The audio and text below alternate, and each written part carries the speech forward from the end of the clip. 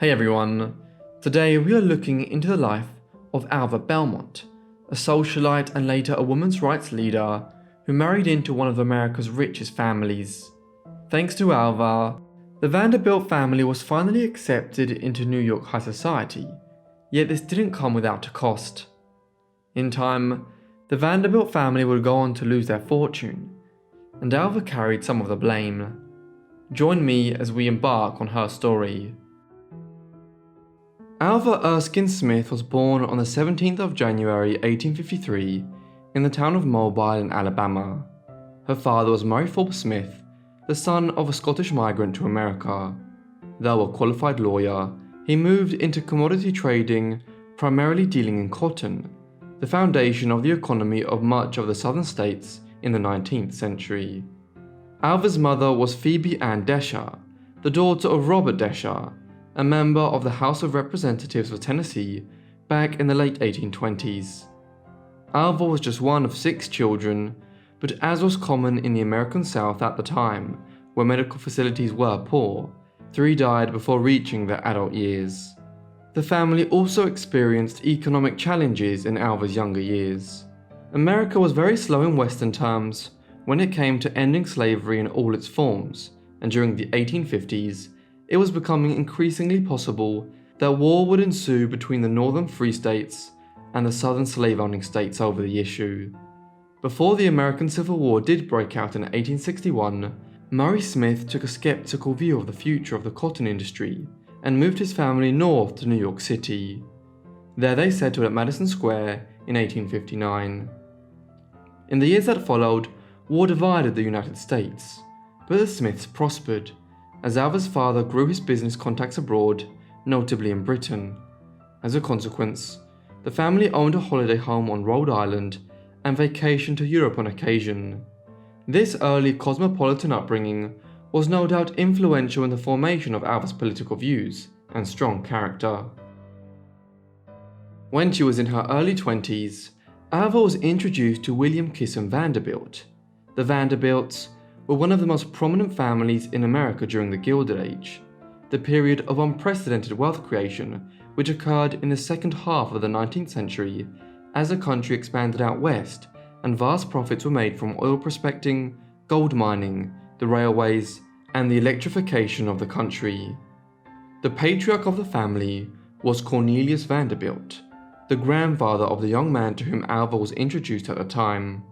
He had made much of his family's fortune from investing in the railways and shipping, as the steamship revolution swept the Atlantic world in the 1840s and 1850s. By the time his grandson and Alva met in the early 1870s, he was nearing his 80th year and was reputedly the richest man in the world. Alva and William hit it off when they first met and were soon in a relationship. They married quickly thereafter. The nuptials took place at the Calvary Church on Park Avenue in Manhattan in New York on the 20th of April 1875. 2 children followed soon after, a girl born in 1877 named Consuelo after Alva's best friend who had introduced she and Vanderbilt, and a boy called William Jr. after his father, who arrived a year after Consuelo. A third child, Harold, was born several years later in 1884. As a member of the Vanderbilt family, one would think that Alva immediately became one of the leading figures in New York high society, but this wasn't the case. The Vanderbilts were viewed as new money, and many families from New York's old money circles shunned them. For example, many of Cornelius Vanderbilt's sons and daughters were eager to be accepted into the very top of New York high society, but thus far, the family was kept out.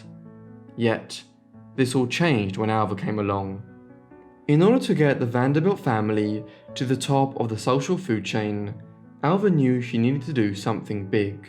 So, she set about building the largest mansion in New York. For this great endeavor, Alva employed one of the famed architects of Gilded Age New York, Richard Morris Hunt, to design a French Renaissance-style chateau on Fifth Avenue in Manhattan. The Petit Chateau, as it became known, was a striking building in Manhattan, consisting of an asymmetrical exterior combining turrets and crenulations in a Gothic style of architecture. When all was said and done, Alva had spent $3 million, which is equivalent to around $90 million today. Also, this wasn't the only house which Alva took a personal hand in developing. At the same time, she employed Hunt to design a lavish wooden 110-room home known as Idle Hour on Long Island. And it wasn't simply the buildings which were statements about Alva's social presence in New York in these years. When the house on Fifth Avenue was completed in 1882, she christened it with a lavish masquerade ball, to which 1,000 guests were invited. As the story goes, Alva purposefully decided not to invite Caroline Astor, queen of the 400 elite of New York society. This way, she would be forced to call on Alva in order to secure an invitation to the ball for her daughter. This ploy worked, and it wasn't too long until the gatekeeper of New York society called on Alva. Apparently while at the ball, Caroline Astor stated, "We have no right to exclude those whom this great country has brought forward. The time has come for the Vanderbilts." Thus, the Vanderbilts finally received the social status they had so long desired, but it didn't come without a cost. The event was believed at the time to have cost somewhere in the region of $250,000, a sum equivalent to nearly $10 million today. And Alva's appetite for extravagant spending continued, especially after 1886, when her husband inherited $65 million from the Vanderbilt estate. One of the most notable expenses was a yacht named Alva, which he commissioned and which ranked as the largest in the world for a time in the early 1890s following its construction. Another mansion which was completed around this time was the extremely ostentatious Marble House. This 50-room summer cottage was a gift to Alva from her husband on the occasion of her 39th birthday. This cost William $11 million, around $360 million today. This lavish spending and social acceptance would be the beginning of the end for the Vanderbilt family. Many of Alva's in-laws grew jealous of her mansions and social success, and wanted the same status. Because of this, throughout the late 19th century, the Vanderbilts began construction on their own huge mansions and summer cottages, spending hundreds of millions of dollars cumulatively. All this spending meant that, by the 1910s, no member of the Vanderbilt family was among the richest people in the United States. And just a few generations later in the 1970s, it's believed that of Cornelius's nearly 600 living descendants, hardly any could be stated to be millionaires. Despite the manner in which her marriage to William had allowed Alva to ascend to a position of unprecedented wealth and social eminence within New York, it was an increasingly unhappy union. William had been unfaithful to his wife for many years, and she had grown increasingly restless about the situation.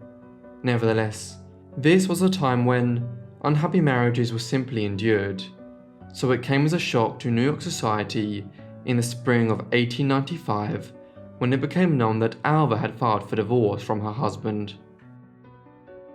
One might speculate that Alva had not exactly been entirely faithful herself in her first marriage, when we consider the speed with which she entered into her second. On the 11th of January 1896, less than a year after divorcing William Vanderbilt, she married Oliver Hazard Perry Belmont. The pair had known each other for years, and tongues wagged that they had been more than friends, while Alva was still married to William.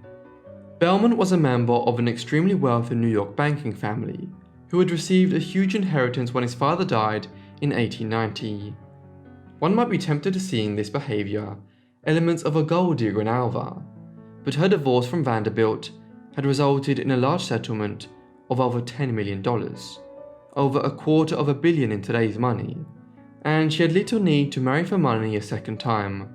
Rather, this second marriage was increasingly centred on her and Oliver's shared and growing interest in politics. Oliver had already been involved in the Democratic Party for some time when he and Alva married.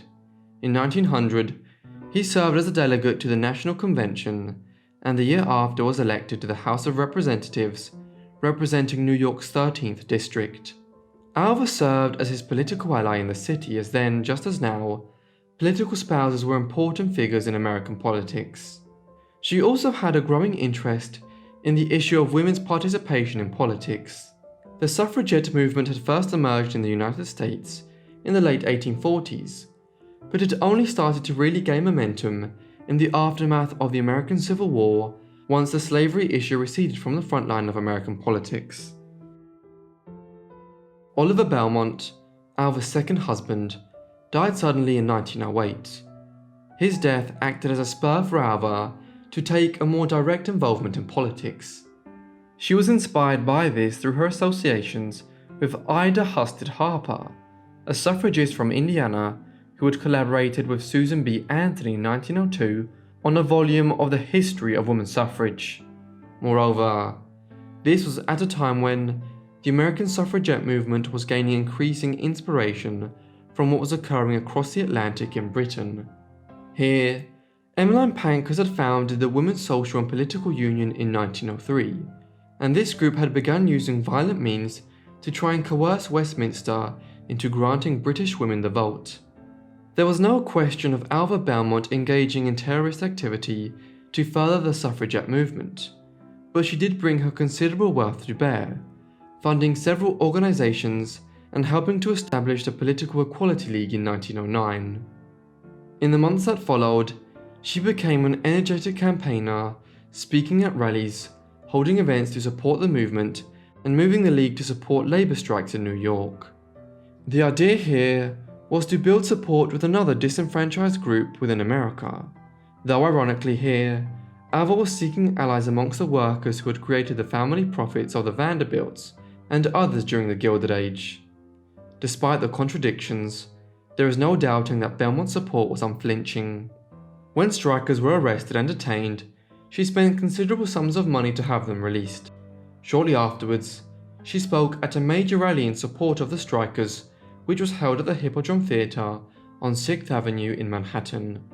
By the end of the 1900s, Belmont had also joined the National American Women's Suffrage Association, and in that capacity, travelled to London as a delegate to the International Women's Suffrage Association. There she met with figures like Pankhurst, and was further ennobled in her desire for women to acquire the vote back in America. In the 1900s, Belmont moved into lobbying and began buying up certain sections of the print media in favour of the cause.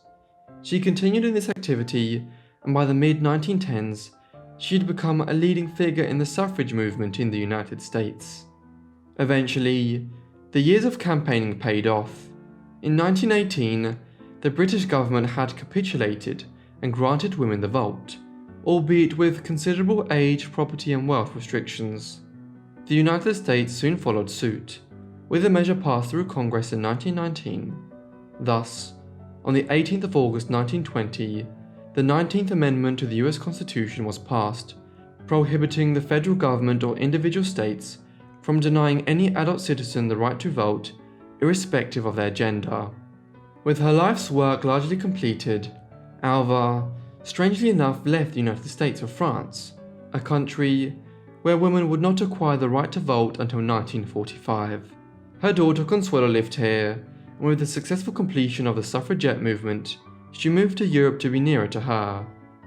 She continued to play a part in the movement from abroad, as efforts were undertaken to ensure that women could actually exercise the vote which they were now legally entitled to in the United States. She suffered a stroke in Paris in 1932 and died there in January 1933. Her body was returned to New York for burial and was borne down Fifth Avenue by a contingent of leading suffragists. Thank you everyone for watching this video on Alva Belmont. I hope you found it interesting. Let me know what you thought of her life down in the comments, and if you have any other suggestions, also leave them in the comments. I hope you guys are subscribed and the notifications turned on to get all my videos as soon as I upload them. Anyway, that's all from me, so I'll see all of you in the next Forgotten Life. Thanks.